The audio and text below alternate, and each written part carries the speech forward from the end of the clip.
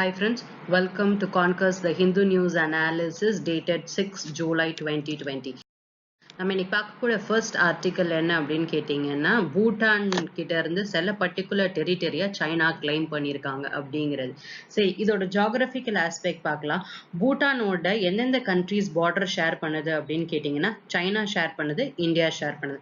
இந்தியாவில் என்னென்ன states பூட்டானோட boundary share பண்ணுது அப்படின்னா, சிக்கிம், வெஸ்ட் பெங்கால், அஸ்ஸாம், அருணாச்சல் பிரதேஷ். அப்போ மொத்தமா எத்தனை ஸ்டேட்ஸ் ஷேர் பண்ணுது அப்படின்னா 4 ஸ்டேட்ஸ் வந்துட்டு கம்ப்ளீட்டா டெரிட்டரி ஷேர் பண்ணுது. இந்த பூட்டான் அப்படின்னு எடுத்துட்டீங்கன்னா லேண்ட் லாக்டு கண்ட்ரி.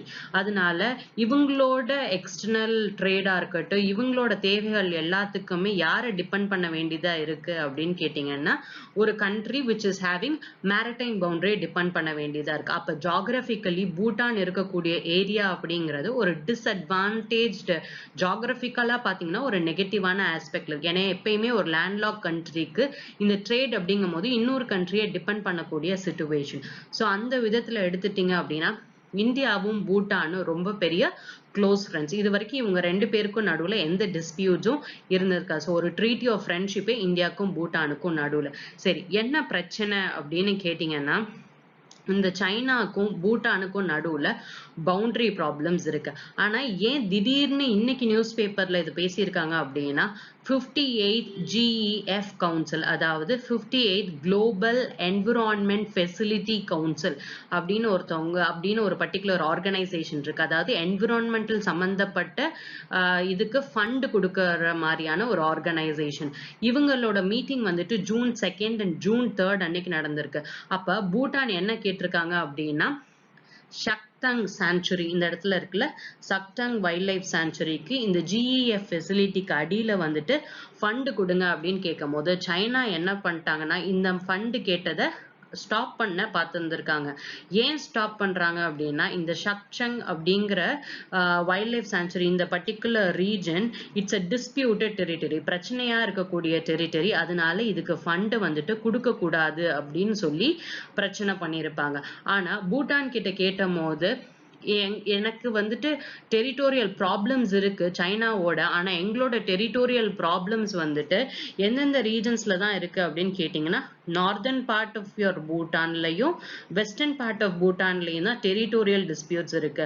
நாங்க கிட்டத்தட்ட டெரிட்டோரியல் டிஸ்பியூட்ஸ் வந்துட்டு நிறைய ரவுண்ட் பவுண்டரி பத்தி நிறைய டாக்ஸ் பேசிட்டு இருக்கோம் 1984ல இருந்து 2016 வரைக்கும். ஆனா ஒரு தடவை கூட ஈஸ்டர்ன் சைட் பவுண்டரி இருக்கு அப்படிங்கறத பத்தி இந்த எங்களோட பவுண்டரி டாக்ஸ் வந்ததே கிடையாது. பிளஸ் பூட்டானுக்கும் சைனாக்கும் டைரக்டா எந்த ஒரு டிப்ளமேட்டிக் ரிலேஷன்ஷிப்பும் கிடையாது. இன்ஃபேக்ட் இன்னும் சொல்லணும்னா பூட்டானோட எம்பசி சைனால கிடையாது, அதே மாதிரி சைனாவோட எம்பசி பூட்டான்ல கிடையாது. ஸோ இவங்க பண்ணிருக்க இந்த கிளைமை பூட்டான் அப்போஸ் பண்ணியிருக்காங்க. எப்படி அப்படின்னா, லெட்டர் எழுதியிருக்காங்க சைனா எம்பசி இந்தியால இருக்கக்கூடிய சைனீஸ் எம்பசிக்கு பூட்டான்ல இருந்து ஒரு லெட்டர் சொல்லியிருக்காங்க, இந்த மாதிரியான டெரிட்டோரியல் கிளைமை நாங்க அக்செப்ட் பண்ணிக்க போறது கிடையாது அப்படின்னு சொல்லிட்டு. பிளஸ் இந்த சக்சங் சாங்சுரி எங்க இருக்கு அப்படின்னு கேட்டீங்கன்னா, it is very close to Arunachal Pradesh. So அப்போ eastern part of your Bhutan பத்தி இது வரைக்கும் எந்த ஒரு டெரிட்டோரியல் டிஸ்பியூட்ஸும் 1984ல இருந்து கிட்டத்தட்ட 24 ரவுண்ட்ஸ் ஆஃப் டாக்ஸ் போயிருக்கு. ஆனா ஒரு தடவை கூட டிஸ்பியூட் வந்ததே கிடையாது அப்படின்னு சொல்லிட்டு. இந்தியாவுக்கும் பூட்டானுக்கும் இருக்கக்கூடிய பவுண்டரி 1699 கிலோமீட்டர்ஸ். இதை டிமார்கேட் பண்ணது 2006ல. இதுதான் உங்களோட பவுண்டரி அப்படிங்கிற கிளியர் டிமார்கேஷன் இருக்கு. சைனா என்ன சொல்றாங்கன்னா, இந்த மாதிரியான டிமார்கேஷன்ஸே சைனாக்கும் பூட்டானுக்கும் இடையில கிடையவே கிடையாது அப்படின்னு சொல்றாங்க. சரி, என்ன இஷ்யூ அப்படின்னு கேட்டீங்கன்னா, லாஸ்ட் மந்த் அதாவது ஜூன் ஸ்டார்டிங்ல வந்துட்டு இந்த குளோபல் என்விரான்மெண்ட் ஃபெசிலிட்டி கொடுக்க வேண்டிய ஃபண்டிங்கை வந்துட்டு ஸ்டாப் பண்ணுங்க அப்படின்னு சொல்லியிருந்தாங்க. ஸோ அப்போ எந்தெந்த இடத்துல சைனாக்கும் பூட்டானுக்கும் டிஸ்பியூட்ஸ் இருக்கு அப்படின்னு சொல்லியிருந்தா, நார்த் அண்ட் வெஸ்ட்ல. நார்த் பார்ட்ல எந்தெந்த ரீஜன்ஸ்ல அப்படின்னா, ஜக்கர்லங் அண்ட் பாசம்லங் அப்படிங்கிற இந்த 2 டெரிட்டரியும் ஆப்வியஸா பார்டர் டிஸ்பியூட்ல இருக்கு. Next Doklam plateau. இந்த டோக்லாம் பிளாட்டியூல தான் போன 2017ல இருந்தது. இந்த பர்டிகுலர் ஷாக்டங் சாங்சுரி அப்படின்னு எடுத்துட்டீங்கன்னா, இது ஹிமாலயாஸ்ல வந்துட்டு ஒரு பார்ட்டா இருக்கிறதுனால sub alpine kind of vegetation இருக்கும். அதாவது கோனிஃபரஸ் ஃபாரஸ்ட் டைப். ஏன்னா டெம்பரேச்சர் எப்படி இருக்கு அப்படின்னா ஹை ஆல்டிடியூட்ல இருக்குது அப்படிங்கிறதுனால. பிளஸ் யுனெஸ்கோவோட ஹெரிடேஜ் சைட்லயும் இது ஒன் ஆஃப் த பார்ட் வரணுங்கிறதுக்காக. பிளஸ் பூட்டான் பூட்டான் என்ன சொல்லியிருந்தாங்க அப்படின்னா, நாங்க 2018, 17, 18 இந்த பர்ட்டிகுலர் இயர்ல கூட இந்த ஷார்க் டேங்க் சாங்சுரிக்கு வந்துட்டு ஃபண்ட் கேட்டு இந்த GEF கிட்ட கேட்டிருந்தோம். அந்த டைம் சாங்ஷன் பண்ணும்போது சைனா எந்த ஒரு ஸ்டாண்டை எடுத்து வைக்கல. இந்த தடவை தான் புதுசா எடுத்து வச்சிருக்காங்க அப்படின்னு பிளஸ் சைனீஸோட ஃபாரின் அஃபேர்ஸ் மினிஸ்டர் என்ன சொல்லியிருந்தாரு அப்படின்னா, the boundary between China and Bhutan has never been delimited. நாங்க 2 பேருக்குள்ளயும் பேசி இதுதான் உங்க பவுண்டரி, இதுதான் எங்க பவுண்டரி, நாங்க எந்த தடவையும் டீலிமிட் பண்ணதே இல்லை, எப்பயுமே டிஸ்பியூட் இருந்துட்டே இருந்திருக்கு சென்ட்ரல், வெஸ்டர்ன் அண்ட் ஈஸ்டர்ன் செக்டார்ஸ்ல அப்படின்னு சைனீஸ் மினிஸ்டர் சொல்றாங்க. இதுக்கு பூட்டான் என்ன சொல்றாங்க அப்படின்னா, இருக்கக்கூடிய ரிட்டன் ரெக்கார்ட்ஸ் எல்லாம் எடுத்து பார்த்தீங்க அப்படின்னா எந்த ஒரு இடத்துலயும் ஈஸ்டர்ன் பூட்டானை பத்தி மென்ஷன் பண்ணதே கிடையாது. 24 பவுண்டரி டாக்ஸ் போயிருக்கு பிட்வீன் 1984 to 2016 வரைக்கும். ஆனா ஒரு தடவை கூட இத பத்தி பேசவே இல்லை அப்படின்னு சொல்லிட்டு. Plus Bhutan is not having any formal diplomatic relationship with Beijing. Plus India கிட்ட கேட்ட போது இந்தியாவும் இதை பத்தி டிக்ளைன் பண்ணிட்டாங்க.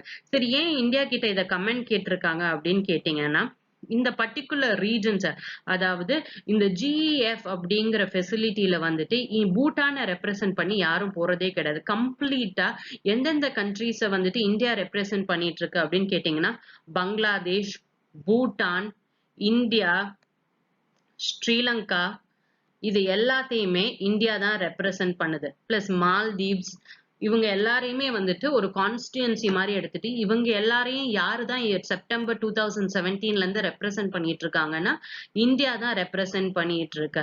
ஸோ இந்தியால அப்பர்ணா சுப்பிரமணியம் அப்படிங்கிற ஒரு IAS ஆஃபீஸர் தான் ரெப்ரசென்ட் பண்ணிட்டு இருக்காங்க.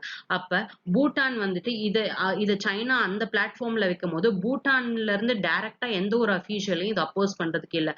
அப்ப அப்பர்ணா சுப்பிரமணியம் தான் வந்துட்டு என்ன சொல்லியிருந்தாங்க அப்படின்னா, இது பூட்டானோட கிளைமை பத்தி தெரிஞ்சுக்காம இதை நீங்க சொல்றது வந்துட்டு தப்பு. And Bhutan is completely against அந்த டெரிட்டரி கம்ப்ளீட்டா அவங்களோட சாவரனிட்டிக்குள்ள என்டர் ஆகுற மாதிரி இருக்கு அப்படிங்கிறது பூட்டானோட ஸ்டாண்ட் அப்படின்னு பூட்டானுக்காக பேசி இருந்திருப்பாங்க. சோ அப்ப சைனீஸ் வந்துட்டு அவங்களோட டெரிட்டோரியல் கிளைம்ஸை கண்டினியூஸா என்ன பண்ணிட்டே இருக்காங்க அப்படின்னா எக்ஸ்பேண்ட் பண்ணிட்டே இருக்காங்க பூட்டானுக்கு அகேன்ஸ்டா. இது வரைக்கும் சாக்டங் இது வரைக்கும் டிஸ்பியூட்டட் ஏரியாவே கிடையாது. சோ அதனால இந்த மாதிரியான கிளைம்ஸ் வந்துட்டு சைனா வைக்க வேணாம் அப்படின்னு சொல்லிட்டு. சரி, ஃபைனலா இந்த ப்ராஜெக்ட்டுக்கு அப்ரூவ் கொடுத்தாங்களா இல்லையா அப்படின்னு கேட்டா, எஸ், அப்ரூவல் வாஸ் கிவன். ஏன்னா இதை பத்தி ப்ராப்பரான டாக்குமெண்ட்ஸ் எதுவுமே சைனா சைட் கிளைம் பண்ணாதனாலையும் பிளஸ் பூட்டான் வந்துட்டு இதை ஸ்ட்ராங்கா அப்போஸ் பண்ணியிருந்தனாலையும் இந்த பர்டிகுலர் சாங்சுரிக்கு ஃபண்டிங் GEF மூலியமா போக போகுது. சரி, நெக்ஸ்ட் இந்த GEF அப்படின்னா என்ன அப்படின்னு கேட்டீங்கன்னா, குளோபல் என்விரான்மெண்ட் ஃபெசிலிட்டி. இது ஒரு மல்டிலேட்ரல் பினான்சியல் மெக்கானிசம். அதாவது பணம் கொடுக்க போறாங்க. யாருக்கு கொடுக்க போறாங்க அப்படின்னா, டெவலப்பிங் கண்ட்ரீஸ்க்கு கொடுக்க போறாங்க. எதுக்கு கொடுக்க போறாங்க காசு அப்படின்னா, for projects that will benefit global environment and promote sustainable livelihood in the local communities. Environment சம்பந்தமாகவும் சஸ்டைனபிளா, அதாவது எந்த ஒரு அழிவும் இல்லாம இப்பயும் இருக்கக்கூடிய ஜெனரேஷன்ஸ்க்கும் இருக்கிற மாதிரி லேட்டரா இருக்கக்கூடிய ஜெனரேஷன்ஸ்க்கும் இருக்கிற மாதிரியான ப்ராஜெக்ட்ஸ் வருதுன்னா அதை ப்ரமோட் பண்றதுக்கு காசு கொடுக்குறோம் அப்படின்னு சொல்லிட்டு. இனிஷியலா இந்த GEF அப்படின்னு ஃபார்ம் பண்ணும் போது குளோபல் என்விரான்மெண்ட் ஃபண்ட் அப்படின்னு தான் ஃபார்ம் பண்ணிருப்பாங்க. எதுக்கு அடியில ஃபார்ம் பண்ணிருப்பாங்கன்னா, வேர்ல்ட் பேங்க்கு அடியில 1991ல. ஆனா இந்த ஃபண்ட் அப்படிங்கறத ஒரு இன்ஸ்டிடியூஷன் செட்டப்புக்கு எப்பதான் கொண்டு வந்திருப்பாங்கன்னா, 1992 ரியோ எர்த் சம்மிட் பிரேசில்ல நடந்திருக்கும்ல, அதுலதான் ஒரு இன்ஸ்டிடியூஷனல் செட்டப்ல கொண்டு வந்திருப்பாங்க. இந்த இன்ஸ்டிடியூஷனல் செட்டப்ல கொண்டு வரும்போது வேர்ல்ட் பேங்க்ல இருந்து கம்ப்ளீட்டா என்ன பண்ணிடுவாங்க, ரிமூவ் பண்ணிடுவாங்க. ஆனா இந்த ஃபண்டுக்கு இப்பயும் யாரு தான் ட்ரஸ்டி அப்படின்னு கேட்டீங்கன்னா, வேர்ல்ட் பேங்க் தான் ட்ரஸ்டி. அப்போ ஒரு இன்ஸ்டிடியூஷனல் செட்டப் வந்துருச்சா, அப்ப அதுக்குன்னு மெம்பர்ஸ், ஒர்க்கிங் அட்மினிஸ்ட்ரேட்டிவ் ஆஃபீஸர்ஸ் எல்லாமே இருக்கும். ஸோ இதோட ஹெட் குவார்ட்டர்ஸ் எங்க இருக்குன்னா, வாஷிங்டன் DC, யுனைடெட் ஸ்டேட்ஸ்ல. இன்ஃபேக்ட் இந்த குளோபல் என்விரான்மெண்ட் ஃபெசிலிட்டி அப்படிங்கிறது US-ஓட ஒரு சப்போர்ட்டோட தான் இது ஃபார்மே ஆயிருந்திருக்கும். சரி, இவங்களோட ஃபோக்கஸ் ஏரியா எதுக்கெல்லாம் காசு கொடுப்பாங்க அப்படின்னா, biodiversity, climate change, international waters, ozone depletion, land degradation and persistent oil pollutants னு 6 focus area வச்சிருக்காங்க. நெக்ஸ்ட் இது என்னென்ன மாதிரியானதுக்கு ஃபினான்ஷியல் மெக்கானிசம், அதாவது கன்வென்ஷன் ஆன் பயோலஜிக்கல் டைவர்சிட்டிக்கு ஃபண்ட் வேணும்னா GEF ல இருந்து வாங்கிக்கலாம். United Nations framework for convention on climate change, fund யாரும் கொடுப்பாங்க, GEF கொடுப்பாங்க. அதே மாதிரி United Nation convention to combat desertification, Stockholm convention on persistent organic pollutants and Minamata convention on mercury அப்படின்னு சொல்லிட்டு இந்த 5 கன்வென்ஷன்ஸுக்கும் ஃபண்டிங், இந்த கன்வென்ஷன்ஸ் எல்லாம் உங்களுக்கு என்விரான்மெண்டல் படிச்சிருப்பீங்க. இதுக்கு எல்லாத்துக்கும் ஃபண்டிங் அப்படிங்கிறது யாரு ப்ரொவைட் பண்றாங்கன்னா GEF ப்ரொவைட் பண்ணிட்டு இருக்காங்க. நெக்ஸ்ட் நம்ம பார்க்க போற ஆர்டிகிள் என்ன அப்படின்னா 3 மெசேஜஸ் அப்படின்னு எடிட்டோரியல்ல இருந்தது. இந்த எடிட்டோரியல்ல என்ன பேசியிருக்காங்க அப்படின்னா, பிரைம் மினிஸ்டர் நரேந்திர மோடி ரீசெண்டா நிமு அப்படிங்கிற பிளேஸுக்கு விசிட் போயிருந்தாரு அப்படின்னு நியூஸ்ல எல்லாத்துலயுமே பார்த்துருந்துருப்பீங்க. சரி, நம்ம ஜியோகிராபிக்கல் ஆஸ்பெக்ட்ஸ்ல இந்த நிமு அப்படிங்கிற பிளேஸ் எங்க இருக்கு அப்படின்னு பார்ப்போம். எல்லாருக்கும் தெரியும், லடாக்கோட headquarters or the capital அப்படின்னு எடுத்தீங்கன்னா லேஹ். இந்த லேஹ்ல இருந்து ரொம்ப கிட்டக்க இருக்கக்கூடிய ரீஜன் தான் என்னது அப்படின்னு கேட்டீங்கன்னா நிமு. வேற என்ன ஃபேக்டர்ஸ் இதை பத்தி தெரியணும் அப்படின்னா, Nimu is on very close to Indus river system and you have a national highway which is passing through this. என்ன நேஷனல் ஹைவே அப்படின்னா ஸ்ரீநகர் லேக் நேஷனல் ஹைவே. இது NH1D அப்படின்னு சொல்றாங்க. சரி, இந்த பர்டிகுலர் இதுல வந்துட்டு பிரைம் மினிஸ்டர் நரேந்திர மோடி போய் இருக்கக்கூடிய காப்ஸ், ஆர்ம்டு பீப்புள், ஹாஸ்பிட்டல்ல இருக்கவங்க எல்லார பத்தியும் வந்துட்டு பேசியிருந்தார், எல்லார்கிட்டையும் போய் பேசியிருந்தாரு. பிளஸ் அட்ரஸும் பண்ணியிருந்தாரு நேஷனுக்கு. ஸோ இதுல வந்துட்டு அவர் கொடுக்கக்கூடிய பிக்கெஸ்ட் மெசேஜ் என்ன அப்படின்னு கேட்டீங்கன்னா, அதாவது சைனீஸ் லீடர்ஸ்க்கு என்ன பிக்கெஸ்ட் மெசேஜ் கொடுத்திருந்தாரு அப்படின்னா, ஏஜ் ஆஃப் எக்ஸ்பான்ஷன் அப்படிங்கிறது கம்ப்ளீட்டா ஓவர் ஆயிடுச்சு. ஏன்னா ஒரு காலனைசேஷன் பீரியட்ல தான் என்ன ஆகுதுன்னா, டெரிட்டரியை அக்வயர் பண்ணும், இந்த இடத்த நான் அக்வயர் பண்ணுங்கிற ஏர்ஜ் இருந்துட்டே இருந்தது. ஆனா இப்ப இருக்கக்கூடிய சிச்சுவேஷன் என்ன அப்படின்னா, எவல்யூஷன், டெவலப்மெண்ட் அப்படிங்கறது நோக்கி போக ஆரம்பிச்சிருச்சு. சோ அப்ப இந்த மாதிரியான எக்ஸ்பான்ஷன் பண்ணீங்க அப்படின்னா இது ஹியூமனிட்டிக்கு வந்துட்டு ரொம்ப ஹார்ம் கொடுக்கக்கூடியது. பிளஸ் சைனாக்கு வேற என்ன சொல்லியிருந்தாரு அப்படின்னா, இந்த மாதிரியான டெரிட்டோரியல் அக்ரஷன்ஸை வந்துட்டு கண்டிப்பா ஸ்டாப் பண்ணணும். எந்தெந்த countries, not only with India but also with central Asian கண்ட்ரீஸா இருக்கட்டும், இல்ல சவுத் சைனா சி டிஸ்பியூட்டா இருக்கட்டும், எல்லா இடத்துலயுமே வந்துட்டு நீங்க இதை ஸ்டாப் பண்ணி ஆகணும். Which is against imperialism. China அப்படின்னு ஸ்பெசிபிக்கா சொல்லியிருக்க மாட்டாரு. பட் ஆனா அவரோட ஸ்டாண்ட் எல்லாமே, அவரோட ஸ்பீச் எல்லாமே அதுக்கு அகெயின்ஸ்டா தான் இருந்துட்டே இருந்திருக்கும். பிளஸ் வேற என்ன வந்துட்டு சொல்லியிருந்திருப்பாரு அப்படின்னா, மற்ற கண்ட்ரீஸ்க்கு அவருக்கு சொல்லும் போது, ஏன்னா எல்லா கண்ட்ரீஸும் இந்தியாவுக்கும் சைனாக்கும் நடக்கக்கூடிய இந்த ஸ்டாண்ட் ஆஃப் வந்துட்டு ரொம்ப உன்னிப்பா கவனிச்சுட்டே இருக்காங்க. ஒருவேளை வார் ரைஸ் ஆயிடுச்சுன்னா, இல்ல என்ன மாதிரியான எஸ்கலேஷன்ஸ் நடந்துட்டு இருக்கு அப்படிங்கிறத எல்லா வேர்ல்ட் நேஷன்ஸுமே பார்த்துட்டே இருக்காங்க.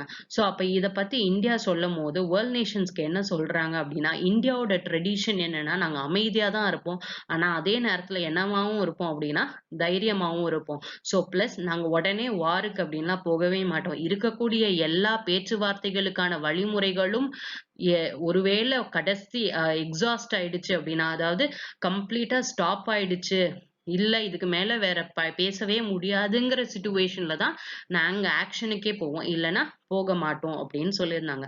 பிளஸ் நம்ம இந்தியன் டொமஸ்டிக் ஆடியன்ஸ்க்கு என்ன சொல்லியிருந்தாங்கன்னா, இந்த மாதிரி இருக்கக்கூடிய சேலஞ்சஸ் கவர்மெண்ட் உறுதியோட போராடும் அப்படிங்கிறதையும், பிளஸ் எங்களோட ஃபோக்கஸ் எதுல இருக்கு அப்படின்னா இன்ஃப்ராஸ்ட்ரக்சர் அண்ட் எக்கனாமிக் டெவலப்மெண்ட்ல தான் இருக்கு அப்படிங்கறத பத்தியும் சொல்லியிருந்தாரு இந்த பர்டிகுலர். சோ இது வந்துட்டு ஒரு மாதிரி மெசேஜ் மாதிரி பிரைம் மினிஸ்டர் இந்த இஷ்யூ பத்தி என்ன நினைக்கிறாரு, பிளஸ் பேண்டமிக் சிச்சுவேஷன்ல என்ன நடந்துட்டு இருக்கு அப்படிங்கறத பத்தி. நெக்ஸ்ட் நம்ம பார்க்க போற ஆர்டிக்கல் என்ன அப்படின்னு கேட்டீங்கன்னா, ஷுவர்லி ஈவன் இஃப் ஸ்லோலி அப்படிங்கிற ஆர்டிக்கல். சரி, இது எதை பத்தின ஆர்டிக்கல் அப்படின்னா கோவேக்சின் அப்படிங்கிற ட்ரக் தான் இந்தியால ஃபர்ஸ்டா இண்டிஜீனியஸா ப்ரிப்பேர் பண்ணிருக்க ட்ரக். எதுக்கு அகெயின்ஸ்டா அப்படின்னா கோவிடுக்கு அகெயின்ஸ்டா அப்படின்னு சொல்லிட்டு. ரீசெண்டா என்ன மாதிரியான இஷ்யூ வந்தது அப்படின்னு கேட்டீங்கன்னா, இந்த கோவேக்சினை பப்ளிக்கு கொண்டு வர்றதுக்கான டேட் அப்படிங்கிறது ஆகஸ்ட் 15 இந்த கோவேக்சின் மார்க்கெட்குள்ள வந்துடணும் அப்படிங்கறத பத்தி பேசியிருந்தாங்க. ஆனா ஆகஸ்ட் 15 அப்படின்னு எடுத்துட்டீங்கன்னா ரொம்ப ஷார்ட் ஸ்பேன் ஆஃப் டைம். ஒரு மாசத்துக்குள்ள ஹியூமனுக்கு ட்ரையல் பண்ணி வெளியில வந்துட்டு ட்ரக் வந்துருது அப்படின்னா அது எவ்வளவுக்கு சேஃபா இருக்கு அப்படின்னு தெரியாது. இந்த பர்டிகுலர் சிச்சுவேஷன்ல தான் ஒரு லெட்டர் வந்துட்டு சர்ஃபேஸ் ஆயிருக்கு. என்ன லெட்டர் அப்படின்னு கேட்டீங்கன்னா, இந்தியன் கவுன்சில் ஆஃப் மெடிக்கல் ரிசர்ச்சோட ஏஜென்சி ஹெட் பலராமன் பார்கவா அப்படிங்கிறவர் வந்துட்டு இந்தியாவில் இருக்கக்கூடிய இந்த ஹியூமன் ட்ரையல்ஸ் எல்லாம் எந்தெந்த சைட்ஸ்ல கிட்டத்தட்ட 15 சைட்ஸ்ல பண்ண போறாங்கன்னு சொல்லுங்க. ஸோ இந்த எல்லா சைட்ஸுக்கும் இருக்கக்கூடிய டாக்டர்ஸ் எல்லாத்துக்கும் நீங்க சீக்கிரம் இந்த ஹியூமன் ட்ரையல்ஸை ஃபாஸ்டன் பண்ணணும் அப்படிங்கிற மாதிரி கொஞ்சம் வந்துட்டு அக்ரெசிவான ஸ்டேட்மெண்ட்டாகவும் கொடுத்துருந்தாங்க அப்படின்னு சொல்லியிருந்தாங்க. ஸோ இதுக்கு அகெயின்ஸ்டா வந்துட்டு பப்ளிக்ல வந்துட்டு இந்த மாதிரி ஏன் இவ்வளவு அவசரப்பட்டு பண்றீங்க அப்படிங்கிற மாதிரியான ஸ்டேட்மெண்ட்ஸ் வெளியில வந்ததுக்கு அப்புறமாட்டி இவர் கிளாரிபிகேஷன் கொடுத்திருக்காரு. என்ன கிளாரிபிகேஷன் கொடுத்திருக்காரு அப்படின்னா, எங்களோடது வந்துட்டு ஒரு சென்ஸ் ஆஃப் எமர்ஜென்சி, நீங்க சீக்கிரம் இதை ப்ரிப்பேர் பண்ணுங்க அப்படிங்கிற ஒரு சென்ஸ் ஆஃப் எமர்ஜென்சியை கிரியேட் பண்ணுமே ஒழிய தவிர்த்து நாங்க எந்த ஒரு ரூல் புக்ல சில ஃப்ரேம் ஒர்க்ஸ்லாம் இருக்குல்ல, இதை மாதிரி நாங்க போகணுங்கிற மைண்ட் செட்ல இந்த மாதிரியான ரெகுலேஷன்ஸ் கொண்டு வரல அப்படின்னு சொல்லியிருப்பாங்க. பிளஸ் இந்த கோவிட் சிச்சுவேஷன் எடுத்துட்டீங்க அப்படின்னா கம்ப்ளீட்டா ரூல் புக் படிதான் போக போறோமா அப்படின்னு கேட்டீங்கன்னா, அதாவது phase 1 phase 2 அப்படிங்கிற மாதிரி கம்ப்ளீட்டா ரூல் புக் படிதான் போக போறோமா அப்படின்னு கேட்டீங்கன்னா கம்ப்ளீட்டா கிடையாது. ஏன் இந்த தடவை இந்த ரூல் புக்கை ஃபாலோ பண்ண போறது கிடையாது அப்படின்னா, இந்தியால மட்டும் கிடையாது, உலகத்துல இருக்கக்கூடிய நிறைய ரெகுலேட்டரி ஏஜென்சிஸ் அவங்களோட ட்ரக் டெஸ்டிங்கா இருக்கட்டும் இல்ல வேக்சின் ட்ரையலா இருக்கட்டும் இருக்கக்கூடிய ரூல்ஸை வந்துட்டு நிறைய இடத்துல ரிலாக்ஸ் பண்ணியிருக்காங்க. ஸோ இது என்ன மாதிரி ரிலாக்ஸேஷன் அப்படின்னா, கம்ப்ளீட்டா இது கியூர் பண்ணுங்கிற அவசியம் கிடையாது. ஆனா ஏதோ ஒரு ஃபார்முலேஷன் ஒரு சின்ன அளவுல ஒரு டெவலப்மெண்ட் காமிக்குது அப்படின்னா கூட அதையும் என்னதான் பண்ணி பார்த்துட்டு இருக்காங்கன்னா ட்ரையல் பண்ணி தான் பார்த்துட்டு இருக்காங்க அண்ட் பர்ஃபெக்ட் மெடிக்கல் கைடன்ஸ். இதே மாதிரிதான் ரெம்டெசிவரா இருக்கட்டும் இல்ல வேஃபிபிராவியரா இருக்கட்டும் எல்லாத்தையுமே அந்த மாதிரிதான் பேஷண்ட்ஸ் மேல கொடுத்து ட்ரையல் பண்ணிட்டு இருக்காங்க அப்படின்னு சொல்றாங்க. பிளஸ் இந்த வேக்சின்ஸ் அப்படின்னு எடுத்துட்டீங்கன்னா கொஞ்சம் வித்தியாசமான விளையாட்டு. இது ஏன் அப்படின்னு கேட்டீங்கன்னா, எல்லா வேக்சின்ஸ்லயுமே வந்துட்டு கொஞ்சம் அளவாச்சும் அந்த வைரஸ் இருக்கும். அது எய்தர் டெட்டாவும் இருக்கலாம் இல்ல ஹாஃப் ரொம்ப வீக்கன் பண்ண ஸ்டேட்லயாச்சும் இருக்கலாம். ஸோ அப்ப ஏதோ ஒரு கேஸ்ல இந்த வைரஸ் என்ன ஆக போகுது அப்படின்னா, இதை வந்துட்டு நீங்க இன்ஜெக்ட் பண்ண போறீங்க ஒரு ஹெல்தி வாலண்டியர்ஸ்ல. அப்போ ஃபர்ஸ்ட் என்ன பிரச்சனை அப்படின்னு கேட்டீங்கன்னா, ஃபர்ஸ்ட் ஒரு ரொம்ப நல்ல ஹெல்தியா இருக்கக்கூடிய பர்சனுக்கு இந்த ட்ரக்கை நீங்க கொடுக்குறீங்க அப்படிங்கிற சிச்சுவேஷன்ல ஒரு ஹெல்தி பர்சனா இதை கண்டிப்பா நோயாளியா ஆக்கக்கூடாது. அவருக்கு உடம்பு சரியில்லாம போகக்கூடாது. உடம்பு சரியில்லாம போனாதான் அடுத்த ஸ்டேஜுக்கே போக முடியும்.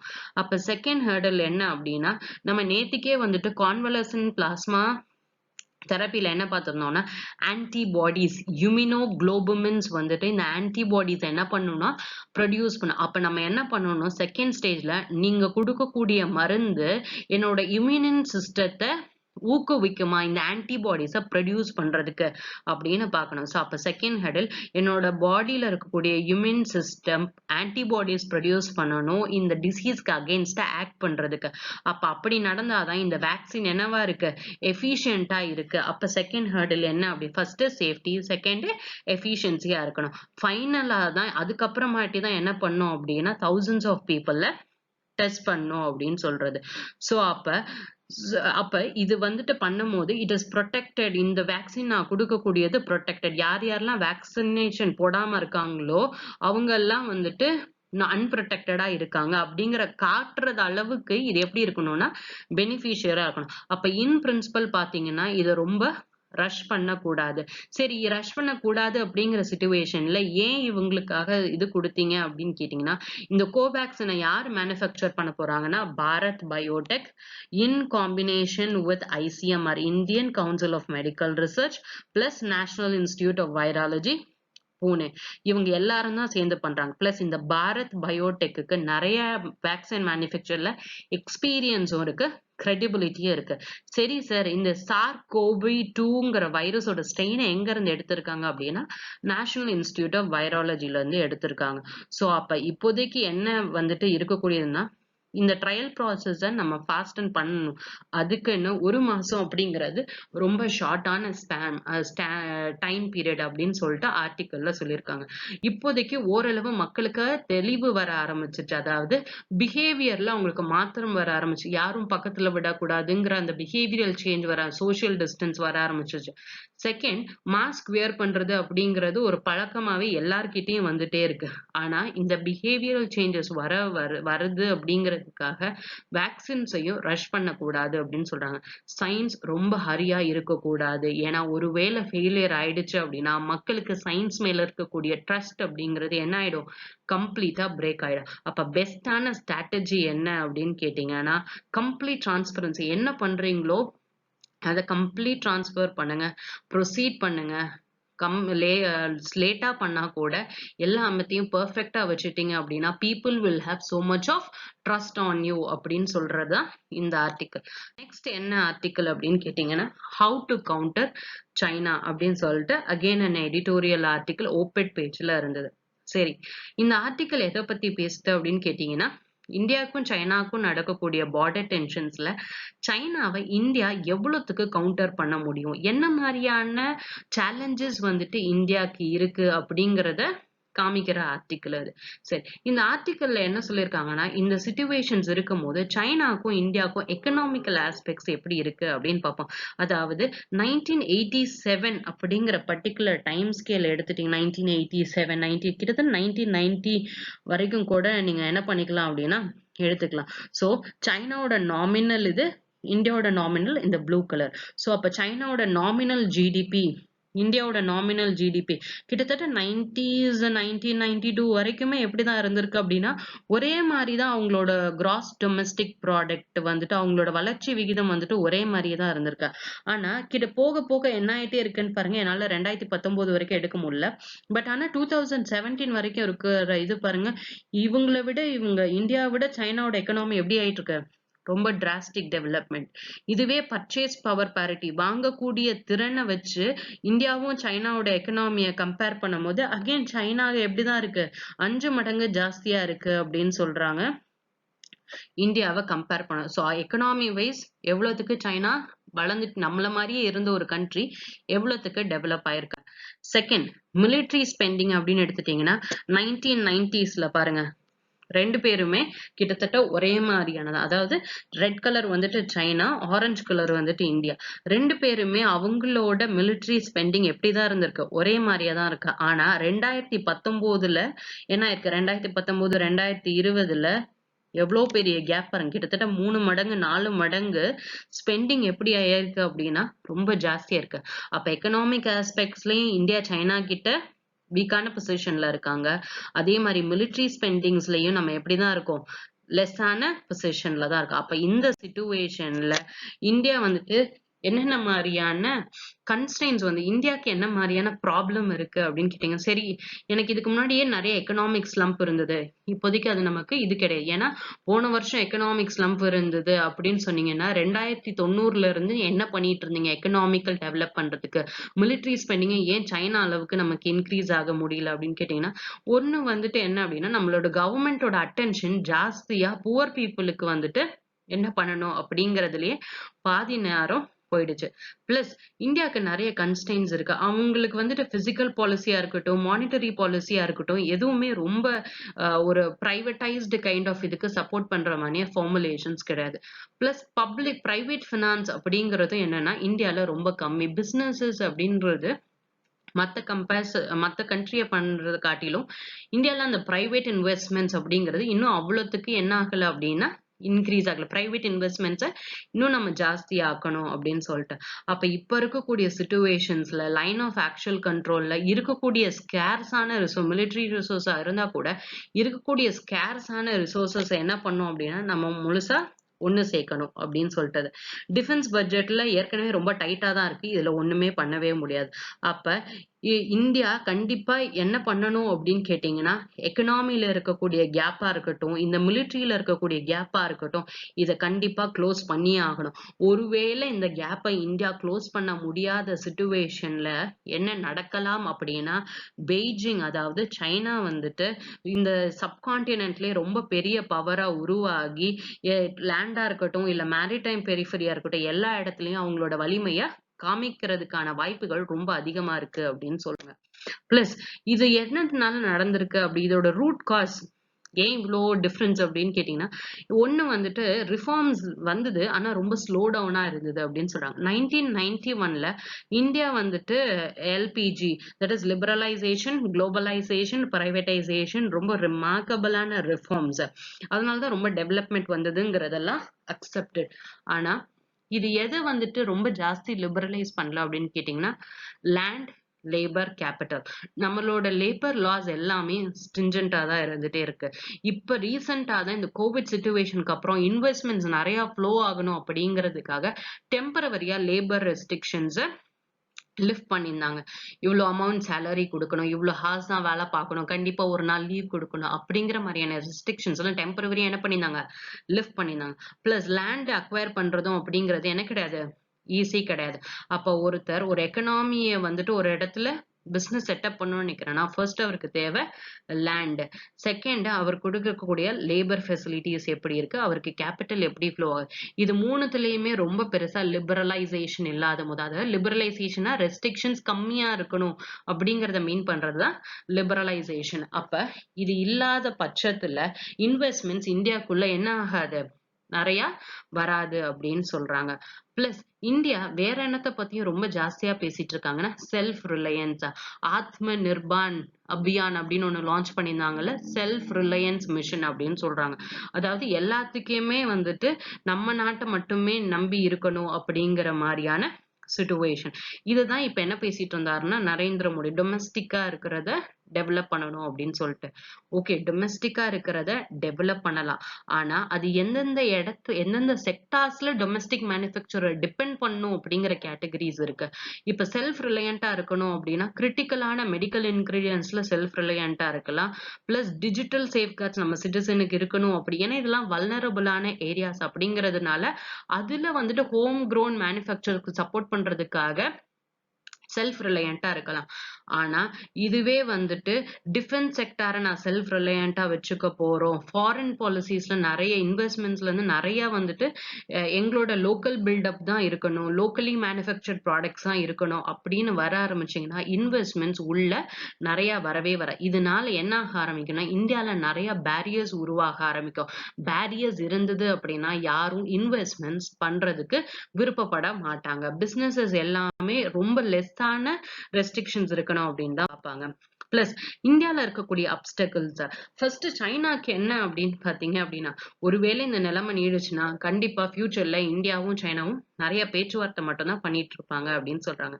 இப்ப சைனாக்கு என்னென்ன மாதிரியான பிரச்சனை இருக்கு அப்படின்னு கேட்டீங்கன்னா, ஒண்ணு பேண்டமிக் சிச்சுவேஷன், இன்னொன்னு வந்துட்டு குளோபல் பொலிட்டிக்கல் லெவல்ல நிறைய காம்படிஷன் போயிட்டு இருக்கு, பிளஸ் ட்ரேட் வார் அவங்களுக்கு நடந்துட்டு இருக்கு, பிளஸ் எக்கனாமிக் லெவல்லையும் வந்துட்டு என்ன ஆயிட்டு இருக்கு அப்படின்னா ஒரு கைண்ட் ஆஃப் பெயின். நிறைய பேர் பேன் பண்றதாக, இல்ல சைனா மத்தவங்களுக்கு எக்கனாமிக் பெயின் கொடுக்கறதா இருக்கட்டும், ஜப்பானோட பிரச்சனை இருக்குது அப்படிங்கிறதுக்காக தேவையான இந்த மினரல்ஸ் எல்லாம், அதாவது எலக்ட்ரானிக் குட்ஸ் மேனுஃபேக்சர் பண்ணதுக்கான மினரல்ஸ் எல்லாம் சைனா என்ன பண்ணோம்னா ஒரு பாயிண்ட் ஆஃப் டைம்ல ஸ்டாப் பண்ணியிருந்தாங்க. பிளஸ் இந்தியாவுக்குமே அந்த மாதிரி சர்வீஸ் செக்டார்ஸ் எல்லாம் உள்ள என்ன பண்ண மாட்டாங்க அப்படின்னா அலோவ் பண்ண மாட்டாங்க அப்படிங்கிற மாதிரி. சோ அப்ப சைனா இந்த மாதிரியான ஒரு ஒரு ஒரு கைண்ட் ஆஃப் எல்லாரோடையும் கான்ஃபிளிக்ட்ல இருக்கக்கூடிய சிச்சுவேஷன்.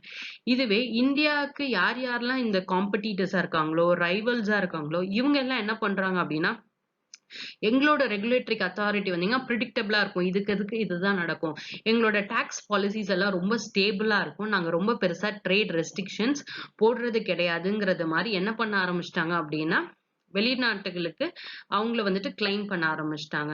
பிளஸ் இந்தியா இப்போதைக்கு ஆர்சிஇபில இருந்து வெளியில இருக்காங்க அப்படின்னு தெரியுது. அப்ப இந்தியாவுக்கு காம்படிட்டர்ஸா இருக்கவங்க எல்லாம் யார் யாரெல்லாம் இன்வெஸ்ட் பண்ண வராங்களோ அவங்க கம்பெனிஸ் கிட்ட என்ன சொல்றாங்கன்னா, எங்க கிட்ட வந்தீங்கன்னா ட்ரேட் பேரியர்ஸ் வந்துட்டு என்னவா இருக்கு, கம்மியா இருக்கு, அப்படி வர்த்தகம் பண்றதுக்கான தடைகள் வந்துட்டு எப்படி இருக்கு, கம்மியா இருக்கு அப்படின்னு சொல்றாங்க. இதுவே ஏசியன் கண்ட்ரீஸ்லாம் இப்படிதான் இருக்கு. ஏன்னா வியட்நாம் வந்துட்டு யூரோப்பியன் யூனியனோட டீல் போட்டிருக்காங்க, ட்ரேட் டீல். இதனால என்ன ஆகுது அப்படின்னா இந்தியால இருந்து வரக்கூடிய எக்ஸ்போர்ட்ஸ், இந்தியால இருந்து வியட்நாமுக்கு எக்ஸ்போர்ட் பண்றாங்கல்ல, அதோட மதிப்பு கம்மியாகும் அப்படின்னு சொல்லிருக்காங்க. சோ அப்ப இந்தியா என்ன பண்ணும் அப்படின்னு கேட்டீங்கன்னா, கண்டிப்பா ஓவர்சீஸ்ல இருந்து நமக்கு இன்வெஸ்ட்மெண்ட்ஸ் வரணும். பிளஸ் இந்தியா நிறைய எக்ஸ்போர்ட் வந்துட்டு பண்ணி ஆகணும். இதெல்லாம் நடந்தது அப்படின்னா தான் என்ன ஆகும்னா நிறைய ஜாப்ஸ் கிரியேட் ஆகும், டெக்னாலஜிஸ் டெவலப் ஆகும். பிளஸ் பிசினஸஸ் அப்படின்னு பண்ணக்கூடியவங்க என்ன பண்ணுவாங்கன்னா காஸ்ட் எஃபிஷியண்டா ஒரு இன்புட் வந்துட்டு நல்லா இருக்கு அப்படின்னா அதை வாங்கணும்னு நினைப்பாங்க. ஆனா சில இடத்துல டொமஸ்டிக் மேனுஃபேக்சர் கிட்ட இருந்து தான் வாங்கணும், மேக் இன் இனிஷியேட்டிவ்ல இந்தியா இனிஷியேட்டிவ்ல தான் வாங்கணும் அப்படின்னு சொல்லக்கூடிய சில கண்டிஷன்ஸ் என்ன பண்ணுது அப்படின்னா நம்மளோட எக்ஸ்போர்ட்ஸா இருக்கட்டும், இன்வெஸ்ட்மெண்ட்ஸுக்கு இது ஒரு பிளாக்கெடா இருக்கு அப்படின்னு சொல்லியிருக்காங்க. ஸோ அப்ப எந்த ஒரு மல்டி பில்லியன் இன்வெஸ்ட்மெண்ட்ஸ் இந்தியாவோட கமிட் பண்றாங்க அப்படின்னாலும் ஃபர்ஸ்ட் இன்டர்நேஷனல் லெவல்ல அந்த மார்க்கெட்ல எப்படி சேல் இருக்கு அப்படின்னு பார்ப்பாங்க. ஸோ அப்ப இந்தியா என்ன பண்ணும் அப்படின்னா இன்னும் ஒரு எக்கனாமிக் ரிஃபார்ம்ஸ் கொண்டு வந்து லிபரலைசேஷனை ட்ரை பண்ணும். இந்த லிபரலைசேஷனால தான் ட்ரூவான காம்படிஷன்னஸ் வரும். ஸோ அப்ப இப்போதைக்கு இந்தியா பண்ண வேண்டியது என்ன அப்படின்னா ஒரு ஹையர் growth வரணும், அது கன்சிஸ்டன்டாவும் இருக்கணும். அதுக்கு இந்தியா என்ன பண்ணணும் அப்படின்னா போல்டான ரிஃபார்ம்ஸ் எடுக்கணும். அப்பனாதான் பெய்ஜிங் என்ன பண்ண முடியும், சைனாவை நம்மளால மேனேஜ் பண்ண முடியும். பிளஸ் வேர்ல்ட் ஸ்டேஜ்ல ஒரு பெரிய இண்டிபெண்டன்ஸ் கிடைக்கும். ஏன் அப்படின்னு கேட்டீங்கன்னா எக்கனாமிக் வைஸ் நம்ம சைனாவை நிறைய இடத்துல டிபெண்ட் பண்ணிட்டு இருக்கோம். சைனா நம்ம கிட்ட டிபெண்டன்ஸ், எக்கனாமிக்கலி டிபெண்டன்ஸ் அப்படின்னு பாத்தீங்கன்னா கம்மியான அளவு தான். ஆனா நம்ம அவங்க கிட்ட ஜாஸ்தியா டிபெண்ட் பண்ணிட்டு இருக்கோம். ஸோ அப்போ போல்டான ரிஃபார்ம்ஸ் எடுக்கும் போது நம்மளோட அவங்க மேல இருக்கக்கூடிய எக்கனாமிக் டிபெண்டன்ஸ் ரெடியூஸ் ஆகிறதுக்கான வாய்ப்புகள் ஜாஸ்தியா இருக்கு. நம்ம பார்க்கக்கூடிய லாஸ்ட் ஆர்டிக்கிள் என்ன அப்படின்னு கேட்டீங்கன்னா சென்ட்ரல் விஸ்டா ப்ராஜெக்ட். இந்த ப்ராஜெக்ட் என்ன அப்படின்னு கேட்டீங்கன்னா இந்தியன் பார்லிமெண்ட் வந்துட்டு புதுசா கட்ட போறாங்க. இந்த கட்ட போறதுக்கு யார் அப்ரூவல் கொடுத்திருக்காங்கன்னா Delhi urban arts commission has given approval. சரி, இந்த ப்ராஜெக்டை யார் எடுத்து, ஏற்கனவே இருக்கக்கூடிய ஓல்டு பார்லிமெண்ட் இது, அதுக்கு பக்கத்துலயே தான் உங்களுக்கு புது பார்லிமெண்ட் வரப்போகுது. சரி, இந்த பார்லிமெண்ட்டுக்கு யாரு கன்ஸ்ட்ரக்ட் பண்ண போறாங்க, யாரு இதை இம்ப்ளிமெண்ட் பண்ண போறாங்க அப்படின்னா சென்ட்ரல் பப்ளிக் ஒர்க்ஸ் டிபார்ட்மெண்ட். எந்த மினிஸ்ட்ரிக்கு அடியில இருக்குன்னா ministry of housing and urban அஃபேர்ஸ்க்கு அடியில இருக்கு. சரி, இந்த டெல்லி அர்பன் ஆர்ட் கமிஷன்னா என்ன அப்படின்னா இட் இஸ் அ ஸ்டாச்சுட்டரி பாடி. ஏன் இது ஸ்டாச்சுட்டரி பாடி அப்படின்னு கேட்டீங்கன்னா ஒரு பார்லிமெண்டோட ஆக்ட்னால ஃபார்ம் ஆயிருக்கு. 1973ல ஃபார்ம் பண்ணிருக்காங்க. ஒரு ஆக்ட் மூலியமா ஃபார்ம் ஆயிருந்ததுன்னா ஸ்டாச்சுட்டரி பாடி. கான்ஸ்டிடியூஷன்ல இருந்தே பவர் டிரைவ் பண்ணதுன்னா கான்ஸ்டிடியூஷனல் பாடி. பிளஸ் இந்த அர்பன் ஆர்ட் கமிஷனோட வேலை என்னன்னா இது ஒரு கவர்மெண்ட் அட்வைசர் மாதிரி. எதுக்காக அப்படின்னா to preserve the urban and environmental design aesthetic in Delhi. Plus local bodies ஏதாச்சும் ஹெல்ப் அந்த ஆர்கிடெக்சர்ஸ்ல கேக்குறாங்க அப்படின்னா அதுக்கும் வந்துட்டு ஹெல்ப் ப்ரொவைட் பண்ணுவாங்க. இதுல இருக்கக்கூடிய கமிஷன்ல எத்தனை மெம்பர்ஸ் இருப்பாங்க அப்படின்னு கேட்டீங்கன்னா ஒரு சேர்மன் பிளஸ் 4 மெம்பர்ஸ் இருப்பாங்க. எல்லாருமே பார்ட் டைம் மெம்பர்ஸா தான் இருப்பாங்க. இந்த மாதிரியான ரெஸ்பான்சஸ் இல்ல என்ன மாதிரி கன்ஸ்ட்ரக்ஷன் ஆக்டிவிட்டி, எவ்வளோ செலவாகும், என்ன மாதிரி வந்தா என்விரான்மெண்ட் ஃப்ரெண்ட்லியா இருக்கும் அப்படிங்கிறத பார்த்து சொல்றதுக்காக. ஸோ இது ரீசெண்டா ஒரு பர்டிகுலர் பர்சன் சொனாலி ரஸ்தோகி அப்படிங்கிறவங்க இதுல இருந்து ரிசைன் பண்ணியிருப்பாங்க பர்சனல் கிரவுண்ட்ஸ்க்காக. அதனால இந்த பர்டிகுலர் நியூஸ் கரண்ட் அஃபேர்ஸ்ல இருந்தது. ஸோ அவ்வளோ இன்னைக்கு news. If you like my video, like, share and subscribe to my channel. Thank you.